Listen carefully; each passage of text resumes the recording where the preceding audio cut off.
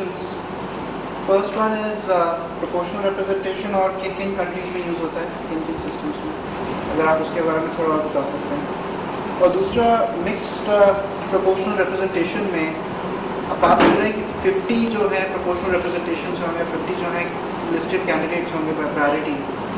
ये how do you decide कि किस एरिया में, किस कॉन्स्टिट्यूएंसी में वो मिक्स प्रोपोर्शन से आना चाहिए और किस कॉन्स्टिट्यूएंसी में कैंडिडेट का इलेक्शन होना चाहिए, उसका क्या बेसिस और मेथड होगा, उस पर थोड़ा सा अंडरस्टैंडिंग चाहिए. Good question Pankaj. पहले तो किन किन देशों में फर्स्ट पासपोर्ट सिस्टम है ये देखा जाए. पहले बारिंग 3 countries,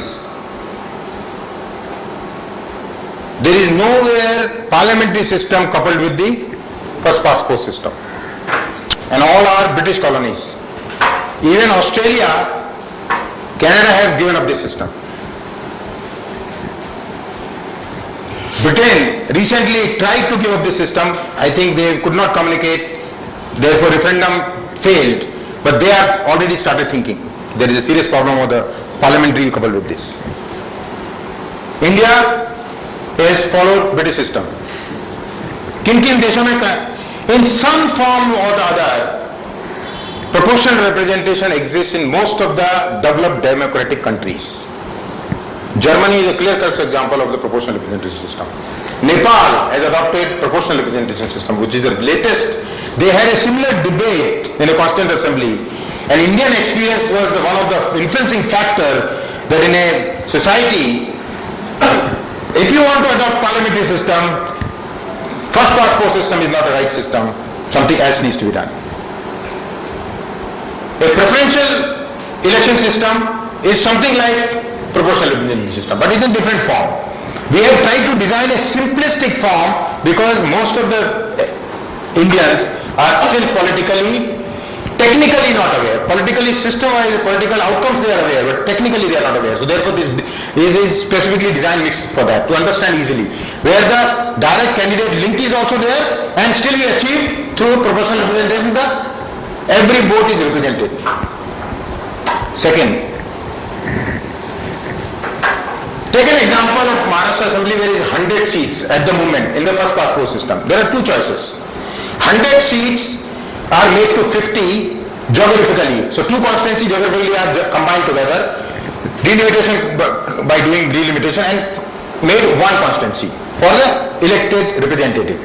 And balance 50% is drawn from there, list system. Because you have 2 votes. Alternatively you can do, which generally people will not agree, because the current politicians who want to pass this, they will not agree. Double it. 100 remains 100, but balance 100 we will bring it. From cost of having additional 100 MPs is much cheaper than the cost what we are paying through first past post system. So I think both ways, but that we left it to the parliament. We did not suggest anything because we left it to the wisdom. But why we brought it mixed proportional representation system? Because the same Lok Sabha, same Rajya Sabha has to pass this law. Will not pass if they see then I cannot stand election, I will have to depend on party and I will have to become leader, because they are all dynastic politics people. So as long as their seat is secured, they can manipulate and win. We can still achieve the larger objective. That's what the Lok Satta is all about. Lok Satta is not about idealism. Idealism should be somehow coupled with practical aspects to achieve the larger goals, larger public good. So the mixed proportional representation specifically is designed in such a manner that the existing political class do not resist its passage. Unlike Jan Lokpal bill, where you got stuck. Rather than shifting the debate now on the government bill, what are the defects there and how do we improve it, and therefore engage in the parliamentary committee and all that. Lok Satta initially thought, we understood that if these people will not pass, like we knew from the day one that political party reform they will not pass. But we wanted to add it that you don't pass it, but rest 2 things you have. Well, if the proportional representation comes into existence, and if the direct election of chief minister comes into existence, automatically character of the political parties will start changing. over a period of time. Thank you. Mike. Mix representation system बताया, उसमें independence की क्या situation है, ये एक बहुत critical दिख रहा है। सेकंड, जो लाउड थिंकिंग कर रहा हूँ काफी, अगर चीफ मिनिस्टर डायरेक्टली इलेक्ट होता है तो इलेक्टोरल कॉलेज काफी बड़ा हो जाएगा और हो सकता है मनी और मसल पावर की यूज तब भी हो। अगर चीफ मिनिस्टर यूनिटरी बॉडी बन जाता है तो वो अपने लोगों को ही अपॉइंट करेगा और डायनेस्टी भी फिर भी कंटिन्यू हो सकती है। और शायद ये सब अमेरिका में इसलिए नहीं हो रहा है क्योंकि वहाँ के सिटीजन्स अलर्ट है और वो लोग डिमांड करते हैं, और हमारे यहाँ पे तो अभी भी डिमांड करने की आदत ही नहीं है। तो अगर चीफ मिनिस्टर इलेक्ट हो भी गया तो वो कुछ भी करेगा, अपने हिसाब से करेगा, डिमांड कौन करने वाला है? दो प्रश्न आपने पूछे सुनील जी। एक था about mix proportional representation system. What was the first question?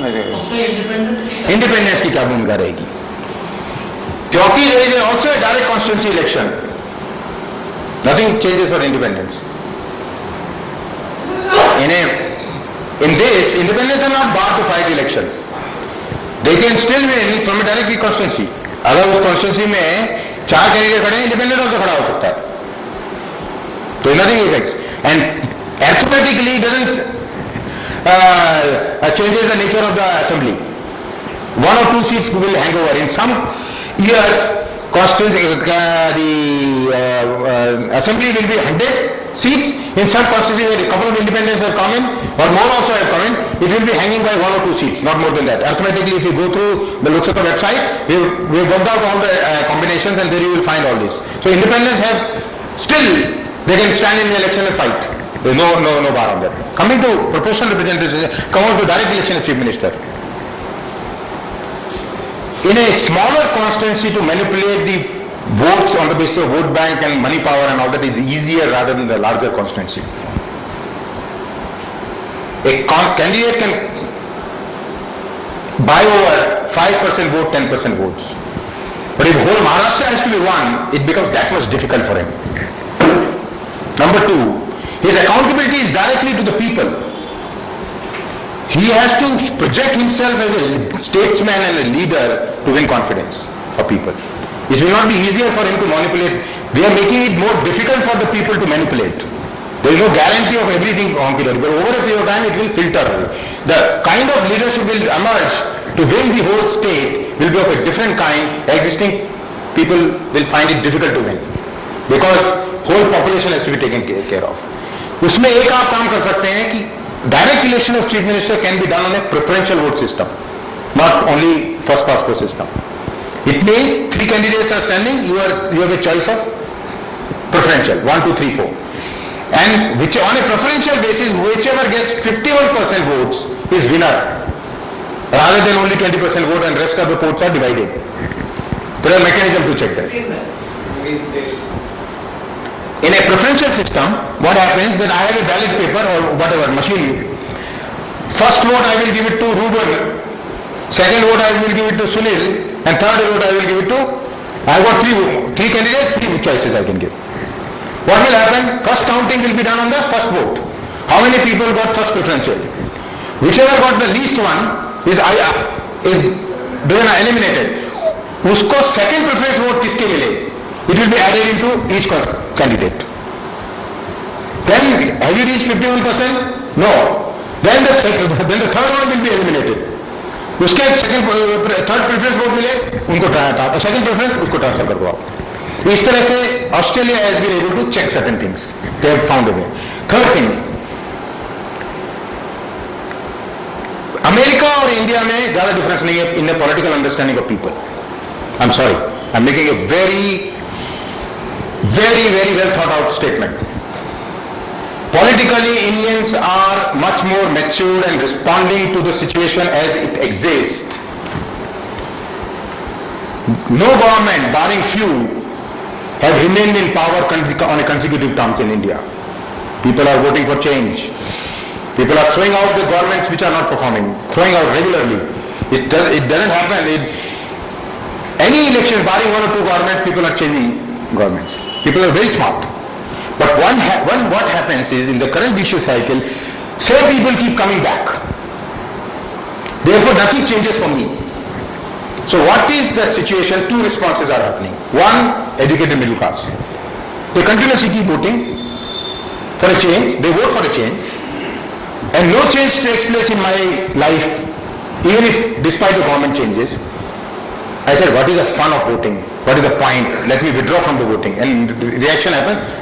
Therefore, percentages have come down slowly, except last few years, few elections, when again it is going back because the situation is so alarming. Slightly improving, not substantially, but slightly improving. That is one reaction. Second, poor. Poor also is very smart. Poor is also reacting in the same manner. He is also voting for a change. नहीं तो government कैसे गिरती है? Because he also feels that nothing is changing. Only thing is his reaction is different.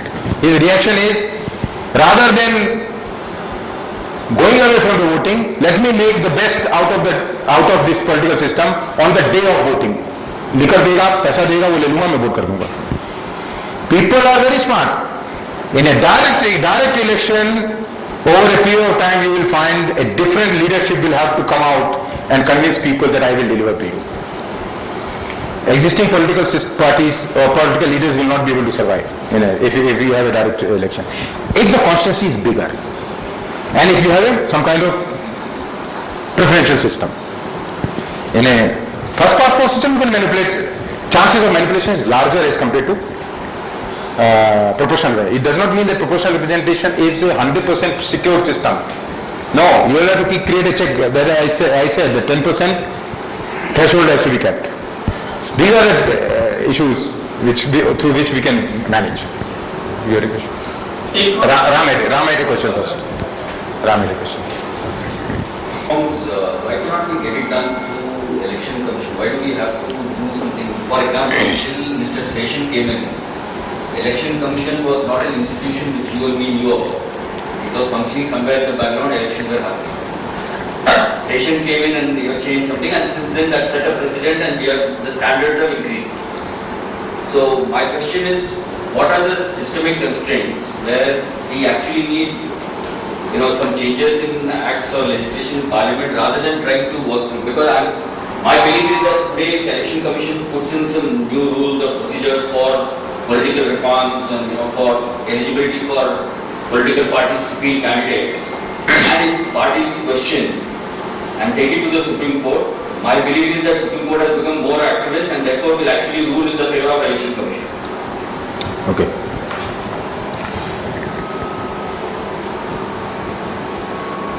Issue is very simple.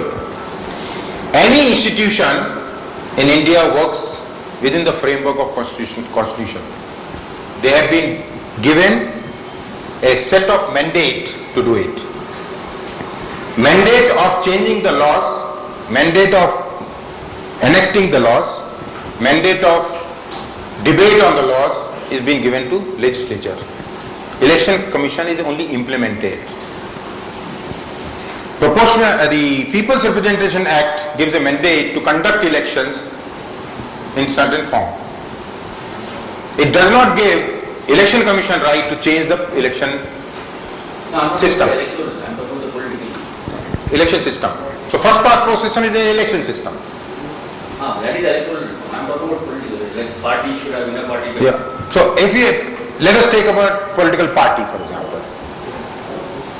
Political party should be democratic or not democratic is how to insist. What is the mechanism on the part of election commission, under what rule it will insist that the party should be democratic? Only one possibility, that the constitution should say that. Party constitution should say that. There should be some mandate. Other than party constitution which is registered in the election commission, nothing else gives him power to ensure the party conducts itself. Right? Party constitution, all the party constitutions are democratic. Congress party or BJP or any party, constitution says that a leader should be elected. But it doesn't say that it should be elected by X members, by the secret ballot, to be supervised by the independent authority. So it becomes a manipulated elections. how first time after almost 40 years in this country, we say music to the ear to Lok Satta and people like Dr. Jayaprakash Narayan and people like me, that first time in 40 years, change of chief minister in Karnataka happened through a secret ballot. It's a music to the ear. Otherwise, it's all consensus, decided, somehow manipulated and said it is elected. You conduct the meeting and then declare, so many people stand, put a hand. It's a democratic process. They are following complete democratic process. But they are manipulating the democratic process because the outcome is not happening. It's a music to hear that the Karnataka chief minister was replaced by a secret ballot, although they didn't want to do it. I think the circumstances were such they had to do it. So election commission does not have a mandate to enforce beyond the constitution of the party. If the constitution of the party says it should be secret ballot, it should be this, then I think they can insist. But the parties don't say that. No, but just to extend this, you look at in business, you have a ISO. Right, what are you auditing? You are auditing whether the processes that the organization has set have been followed or not. So you are not asking for that every party should follow the same inner party democracy. What you are asking is every party constitutionally is required to have an inner party democratic process. Congress could have something, BJP could have something, Lok Satta can have something else. What election commission can, however, and I think they are empowered to do if they put in the appropriate rules, is to say that when you give me your nomination, when a candidate gives the nomination or the party nominates somebody on behalf of that, show me an audit and I have a right to question. If you have told me this is the evidence, I have a right to question the evidence. If they can even do that, I think the substantial part of this will be addressed. Okay. Without review act. Have you heard the institution called parliamentary board in the political parties? Every political party has a parliamentary board. Constitution of each party allows the parliamentary board will select the candidates. And the parliamentary board will be formed in a particular manner. They are exactly following full constitution. The audit wise, if you see their constitution, they are exactly following the same thing. They have a parliamentary board, they have working committee, they have all this. But everything is designed in a manner, in the constitution, it can be influenced and manipulated. Real members are not given. And secondly, law does not say that you should file your membership records to the election commission. There is no law in this country. Therefore, a law should be required which can be enforced by election commission on the parties. That's why Lok Satta is demanding a law. Very nice informative and educative person. My question is how to check the certain attempts of the rival parties to reduce the vote share percentage of the other opponents in the mixed proportional difference. Can you repeat your question? Yeah. How to check the malpractices of various political parties by treating the number of candidates in order to reduce the vote share of their rivals. Mixed proportional. In that case also, just as in the case of FPTP, the margin of difference between the winner and the loser is not Well, what is happening here? Individual fights, independent candidates fight between the political parties has no consequences at all. Who wins by division of votes is not important. The party vote is more important. Who is getting party vote? Correct? I have a choice now. I can vote for a Congress candidate or a BJP candidate. Suppose I voted for Congress candidate. I have a second vote, I can vote for Congress party. In a proportional representation, I have a choice of an independent candidate as well as party. Therefore, opponent will divide what? Because party votes cannot be divided among parties, ideology based. Individual votes can be divided by standing more candidates. Let it get divided, individual votes. So even if my candidate doesn't win, if the Congress candidate doesn't win, my vote, party vote as long as it's secured, I will get nominated candidate to fill that vacancy. My seat numbers remain same. My seat number doesn't change at all. So therefore, whether in that particular constituency my candidate won or not is not relevant to me. In that constituency, if I have a 10% vote, I should see 10% is received by me. Because candidate is replaced by another candidate. That's all. That's what happens. In fact, it is in the interest of the candidate to somehow not only increase his seat, because he has to now compete more to win the election, because otherwise percentage of vote. One question from them. He wants to ask some question. So only parliamentary. What do you mean by all the elections? BMC,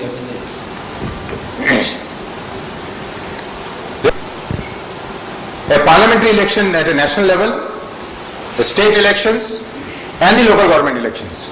And in the local government elections, there are 2 or 3 elections, panchayat elections, and also and so. This system is designed for the state and the Lok Sabha, central government. As far as the local government elections are concerned, local government elections, 2 changes are required.